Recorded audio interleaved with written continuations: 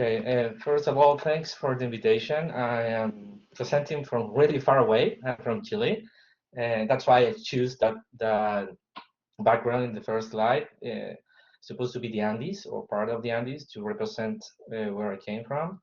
One opportunity of this pandemic is that we have the chance to talk with people around the world, and don't have to travel all the way to Europe to share what we have done in our study, which I'm going to present. Not only one specific study, I want to share with you guys like a larger research project, mostly funded by the Chilean government, but also we have to collect funding from all different places. I think like every researcher in the world, we usually need to do that, um, to cover two or three main ideas. Basically, our work is trying to focus to identify protective factors within the school context that try to prevent or mediate or moderate different type of aggressive behavior among adolescent children and youth. And usually we use and we look well-being as an important measure to see a more healthy output or a more healthy development. So I'm going to present different studies that I have been involved, but as you know, we usually work with a lot of people. So I think I would like to highlight that too with my other colleagues in Chile and in other places as well. And of course, Danielle, thanks for the invitation. We briefly met online, so thank you again. Um, First, we kind of make the assumptions that when we try to see different outputs in the school context, we use this healthy, public healthy approach developed by Dr. Zimmerman, University of Michigan. When we think about the relationship between protective and risk factor to to to to see adolescent and children's development. I like the idea of his resiliency theory. Compared to the with other researchers that talk about resilience as an individual strength, as an individual attribute, I like this approach to think about more a context of resilience. In my case, I am an educational psychologist. I try to identify those elements within the school context. And one way to approach to that is to see the relationship between risk factors and negative outputs and how different protective factors can operate. And here we have a summary of part of that theory that we can see a compensatory factor directly to the negative output, or we can see a protective factor when we have the chance to see some connections, some relationship, or some interaction effect in that relationship between the risk factor and the outcome. Um, so a lot of our work is trying to see that, trying to identify those factors and to see, okay, this is a really protective factor. For example, the school climate, it's a really protective factor. If so, how, which mechanisms are underlying in this relationship? Which dimensions of the school climate we need to consider to see that, and so on. So in order to do that, we are looking more deeply in the last years, and I'm glad to see the previous presentation. Also, they are looking a lot of dimensions of well-being. We also are working with that output. We know not only in Chile and globally that is a really important aspect for youth development. You make really positive connection in other dimensions of life for adolescents, academic, health, future scholarship, and so on. And in our case, when we are focused mostly in adolescents, so we try to see which are the more significant contexts for them, and usually the school life and peer relationships are really significant contexts that we think is important to consider when we wanted to explore how to explain and how to identify a more protective factor or a more protective context for these adolescents. And in this case, we also are engaged, and I saw the previous presentation, they're using the similar measure than us. Is this larger project of EastWell, which is really interesting because you can share data and analysis, and I will show you one paper with another colleague from South Africa that you can see not only the level of development of well-being, but you also can compare, and maybe you can use other information from all these different countries.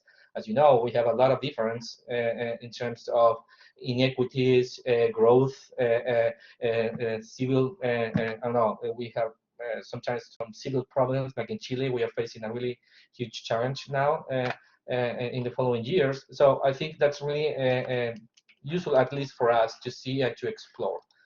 In particular, we are mostly focusing now in a more cognitive dimension of well-being. As you know, that Dr. Rees had described, you can see different dimensions within this self-report well-being approach. Um, we're not using, like the previous question you asked about objective measures, we are not using that at this point. We're just looking this self-report of the students or adolescents.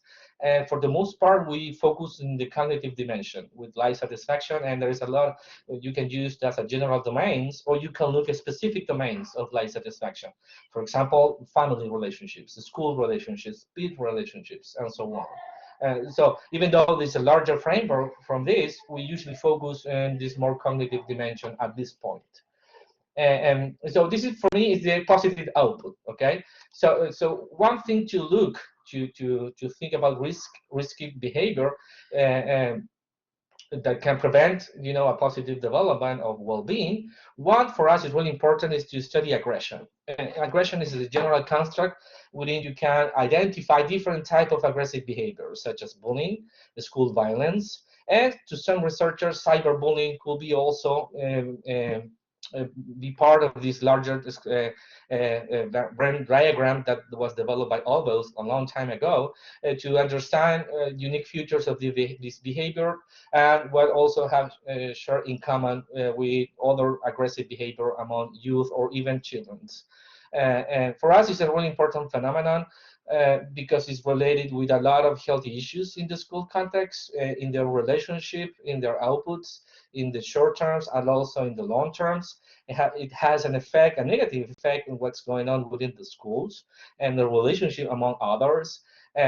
We have a few kind of public concerns in the last years in Chile, which is similar to another countries in the world. When you see suicides of kids as a victim of bullying behavior, for example, that happens, I don't know, in the starting work with ovos in Argentina, in Chile. I know you can see that is a repeated, concern when kids decided to take out their lives, and you try to explore what's going on. One of the triggers is related with what's going on in their peer relationship, and sometimes that is related with bullying. And these days, we are more concerned with trying to identify the connection with cyberbullying.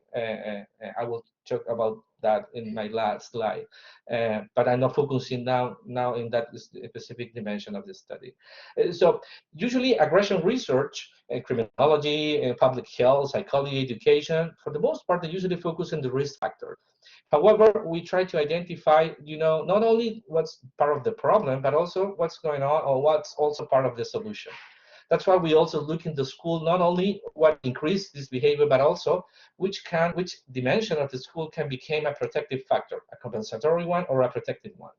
To give you some background, to give you some big picture of this, one of the last UNESCO reports of bullying around the world show different prevalence. I won't go deeply here because to me, this is a larger discussion. How are you measuring this behavior? Is this really bullying when you're measuring? And so I think we have to be really cautious when we compare different parts of the world.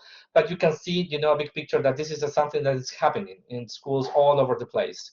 Lucky for us, in general, in South America and in Chile, we don't deal with the school shootings like in the UX, for example, which is a big deal. And I think it's also that's kind of a unique behave, a unique kind of phenomenon, I guess. The last PISA world reports, for example, also provide, another general worldwide picture of bullying, and they organize countries, and they like to make this kind of index or the ranking of more bullying, less bullying. Again, we're supposed to be above the mean here, but I'm not sure what that really means. But again, for me, the takeaway home from these slides, this is something that's going on within the schools. Secondly, this is related to achievement, for example, and with PISA results, you can see that. So you can see it has a negative consequence. And also, something that for me is important, you can see a connection with what's going on in the school. And that is kind of the starting point to see a last dimension. For me, it was really interesting to see, which is the school climate. As we know, this is a multidimensional construct. We have a lot of meta-analysis or literary review of different people that says and identify a lot of dimensions of the school climate, which is, for me, is really interesting because it opened a lot of questions to identify or recognize which are those specific dimensions that has a real protective effect for youth development. And in Chile, it's really important because we're moving on to a huge school reform, to not only focusing on achievement with standardized tests and academic results, which is important, of course, but also we are trying to highlight and to promote an agenda to highlight other dimensions, such as social, emotional development, and even well-being. And another element, which is cool when you study, is that we are trying to identify something really particular, at least for us in Chile, which we call in education research how you can capture the schooling effect. In theory, the idea is to identify what is unique for each school, but you can see that also, and when you identify, for example, in a typical regression analysis, you see the mean and you assume, I mean, the slope, and you assume that all the predictors will behave in the same way, regardless the context that they came from. For us, it's really important to run also HLM's analysis to free those slopes and to examine what is unique in those slopes. And that's why I put an arrow in two different slopes in here in the pictures. So for me, for example, if I look in risk factor, I will like to know what's going on with that school at the bottom. And you will see the slope is really flat compared to the other one on the top that is really it's kind of the opposite relationship. So, and also in Chile is important because we have a picture of the schools where we put the students together along the whole day and the whole school year, compared to other educational systems like in the US, that kids move around classes and they move in different periods, and you go to gym class, to math, to chemic. We don't do that. You spend the same time in your class. So you can really capture a classroom effect because you will spend a lot of time with your classmates in the same classroom. So that being said, for us, it's important to see, okay, how we can put all this together. And I will share you some examples of the studies that we're trying to put all this theoretical background together. One of our previous work identified, for example, how school climate, this is an SEM analysis, unfortunately it's only cross-sectional data, and we identify, for example, how school climate as a general index is related with the school violence, as a victim or also as a perpetrator, and part of them, only victim, through school satisfaction, will have an effect on life satisfaction. As a first picture of what's going on with the school climate, what's going on with relationship among students where they are violent to each other. Another study, another larger one, identified, this was made with a national data set, only with 7th graders, because otherwise the power size was huge. So in order to control for age, we just focus on 7th graders, and we examined the effect of cyberbullying perpetrators and that relationship with becoming a victim of cyberbullying. And we saw this dialectic relationship. We found a protective variable here, which was labeled as a dimension of a school climate called interpersonal relationship, that moderate that effect. And that negative relationship, which was for us interesting to see, because in cyberbullying it's really hard to really measure this behavior and also put together data from the school at the same point.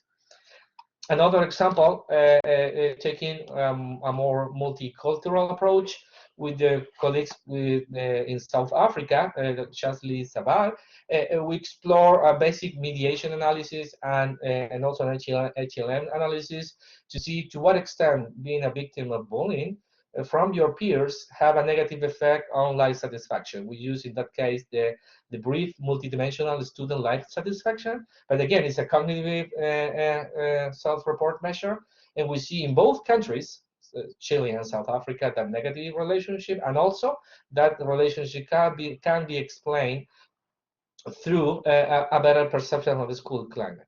Again, it's a cross-sectional data, so we have to be really cautious just to recognize that directions in the relationships, right? Because you can see even the opposite relationship as well, and also in one of the cases in Chile, we saw also an interaction effect, a multi-level interaction effect in that case. Um, Another example that I think make better the point of a protective factor, this is what published with almost 1,000 teams, a little bit less in Chile, in different schools in the metropolitan area. We use a survey from this project in the US, Communities That Care, the CTC measure that basically measure different risk and protective factor among youth. And we found, and I'm sorry, it's in Spanish, the graphic, but I think you can read, it's easy to read. We were trying to identify violent behavior within the school. In the aggression literature, some people make the distinction that violence is a subtype of aggression because it's more extreme. So, for example, kids that are carrying weapons, that use a knife in the school, that's really violent behavior compared to, say, a nickname to another friend or another classmate.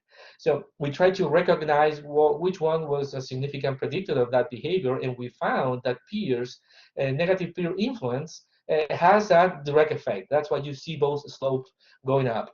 However, for those students who have a more attachment and perception of attachment to the school, you can see a moderation effect in that slope, which is one part of the evidence of this idea of the school context in a resiliency framework. Which is, again, the point is for us, so kids that, even though they will have this negative peer influence, you may see a more protective effect when they have a more close relationship to the school. And for Chile, it was really important because in the last 2 years before the pandemic, we were facing this national discussion, what you can do with kids that are really violent in the school. We have a couple problems in the 2 public schools that you saw a lot of really violent behavioral kids burning part of the school, and you see really violence within that context. So the government decided to push a law that basically give more resources to the principals to expel those students from the school. So these results kind of show the opposite way. I mean, if you throw away the kid from the school, you will increase the violent behavior. Instead, according to this, you can think that you need to make the opposite. You need to get the student closer. You need to build more positive relationship with them. But again, this is like a sectional data, so we have the dilemma that we want to make that connection. We have to be cautious at the same time. Another study that the following one is a longitudinal one, but this is only with 6 schools, and this is the first wave of data. We saw specific dimensions of school climate that for us was to what engage you can participate in your school to create the rules of coexistence. It's really hard for us to translate coexistence. I believe the people in Spain will have the same issue than us.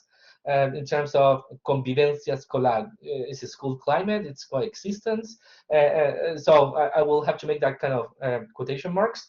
But the idea was to what extent students are engaged in to create those regulations within the classrooms, and at the same time, to what extent kids are listened by their authorities.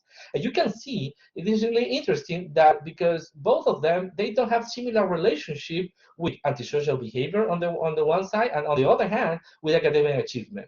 And again, both of them are positive and negative, or positive related, or significant related with a student life satisfaction scale, which is another measure of well-being. So again, this is giving you a more specific picture of what you see in school climate is not the same. It doesn't apply in the same way to all students and to other outputs that you wanted to see. And this is, I think, interesting to see, or you can see more deeply. Another example, this was making one community with 20 schools, which is really cool to control, that kind of the community effect.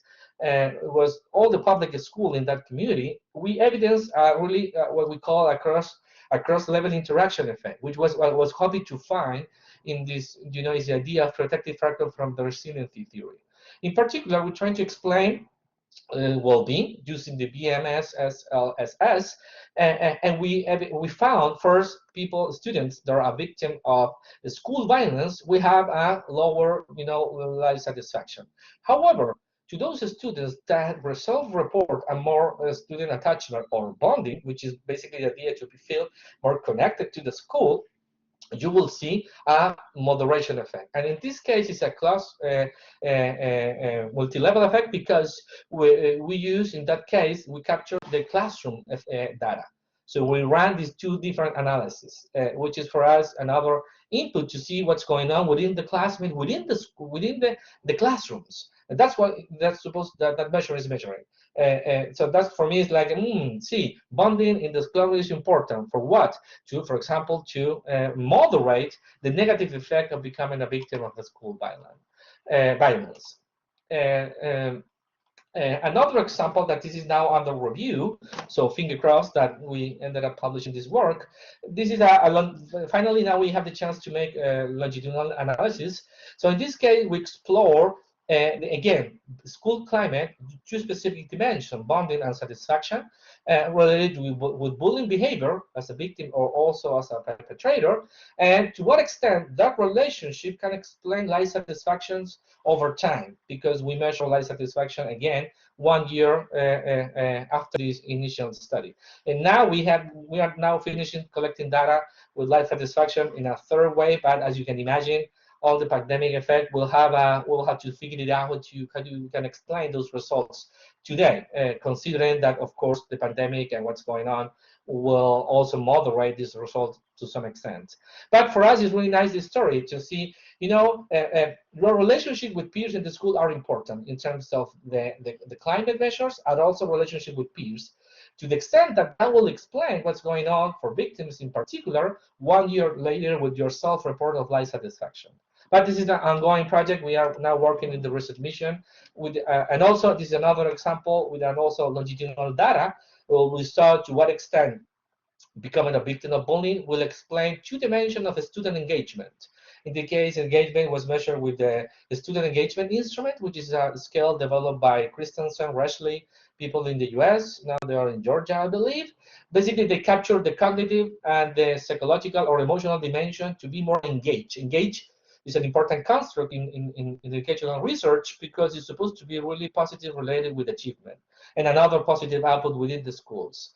So in our case, here again, we developed this multi-level math model because we also examined to what extent bonding at the school, at the classroom level, it was related, in this case, only related with the more emotional dimension, which is the psychological measure, that one at the bottom. But again, it's provided, in this case, it's not a protective effect, it's a compensatory effect with one dimension of engagement. And I think I have like 2 more minutes to go, so I will go really fast. This is my last one. And so final comments in these different studies and examples. School life matters. I will borrow that kind of really powerful phrase from what's going on in the US with minorities or people of color. I will, with all due respect, I will paraphrase the claim to say the school life matters. But how? So that's, I think we need to keep developing unique distinctions in terms of when we're talking about school climate, when talking about school satisfaction and peer relationship, we need to see that more deeply to examine how these relationships are really working.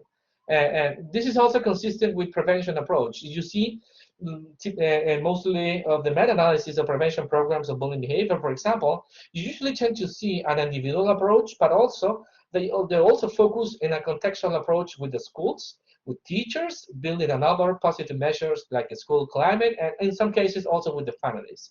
So I think the idea to explore, to explain well-being among youth is important to consider this peer relationship, which is also considered when people develop these prevention programs as well.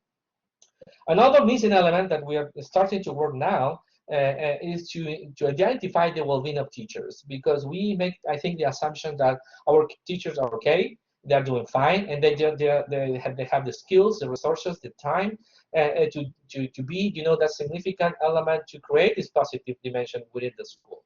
I think it's a huge assumption. And why? Because now we are just finishing one study with teachers' well-being, and they are really having a hard time, especially now with the pandemic when they have to switch. So for us, I think we need to start to create a new research agenda to identify, another element to support more teachers. And even though I show a lot of results from Chile, I think cultural difference that's important to examine, because inequity in South American countries is a huge deal compared to places such as Europe. So for us, it's really interesting to see to what extent some model or some assumption works in countries with lower level of inequity compared to our context. We have a lot of problem with that. And of course, what's going on with the pandemic, this virtual community, and we are finishing a couple of studies of cyberbullying, mental health, and suicide, and we are really concerned because it's really related with mental health. In this year in Chile, kids, they didn't really go to school, they went to virtual classes, and we saw a lot of mental health problems among them, and one of the risks was bullying behavior, cyberbullying behavior in this case. So for us, again, that will create another research agenda to identify those specific aspects of it. And I think I'm done, I guess. I don't know if I did it was too long or not, but thank you for listening. Before we engage, I mean, we are getting close to the general discussion, but I would like to make first one question to your study. Meanwhile, maybe somebody else pop up as well. And one was, well, I like very much this idea what you said. Oh, this school life matters, and I'm already for 5 years saying school time matters, and I see that we are in the same wave. The question I would like to do is whether you have done anything in your studies about how school time can affect the school climate. We have been discussing in the morning, especially how not enough resting, and there is also this study by Gromada and Sbreniche. I'm sure I don't pronounce it right, but they published under the OCDE report. And then, of course, they talked about how much time was lost in the schools because of people being tired, because people are getting late, because discussions or time management on the class. No? And my hypothesis has been always that the more you put the school time out of the right hours, or the more intense you make it, the more problems you will have in behavior of kids, because they are too stressed and they are too tired to follow, and then they will create problems. And I see that your studies may have touched this thing, or could probably very easily integrate this framing also into your analysis, because you have a lot of data also, and a lot of panel data comparing the schools. No? Have you seen anything of this? That's a really interesting question in terms of like time management at the school, and giving instructions, say please shut down, sit down, and stuff like that, right? So yes, in our case, we haven't looked that specific dimension of a school climate, which is to some people they will make that distinction. This is one specific dimension. And people make that connection that you mentioned, that with less time you spend doing that, you increase more learning and more achievement. But we haven't looked that more deeply. I think it's really interesting to see, because a couple of researchers in the US mentioned this idea, which I really love it, when you make supervision, that if you only focus on problem behavior, you only see problem behavior among youth. So sometimes they make this approach that, sometimes you don't pay attention to that, because to some extent, when you pay so much attention, you are reinforcing negative behavior. Because that adolescent is bored, they don't want to be in the class, they want to be expelled from the class, for example. So that will, if you expel him from the class, that will reinforce that negative behavior. And we haven't seen that with the specific details. I think it's really interesting to see how teachers, how do you explain the difference, how teachers manage their relationship with the students, and compare other data results or well-being, for example. But we haven't seen that with details. But I like the idea. If you only are focusing on problem behavior, you only will see problem behavior with the students. Why don't you just focus on positive behavior? Why don't you focus on positive reinforcements? and have this more general approach with the whole class. And in those specific cases that you see a lot of problems with kids that really are having a hard time, I think you need another approach. You can't manage that in the classroom. You need to manage them outside of the classroom with the counseling, with the families. You need to make a different approach in those cases. In Chile, we haven't done it, but for example, in Bogota, Colombia, they have this famous program, violence prevention program called Aulas en Paz, and they have a really beautiful approach in those kind of more risky behaviors with kids at the top of the triangle, in terms of they are more demanding, they have more problem in the schools. They manage to have resources to visit that kid in the class, in their houses. So they make like a community approach, not only in the school, they also provide some support in their houses. But in Chile, we haven't done that yet. So I think it's really interesting to see and to explore in the future.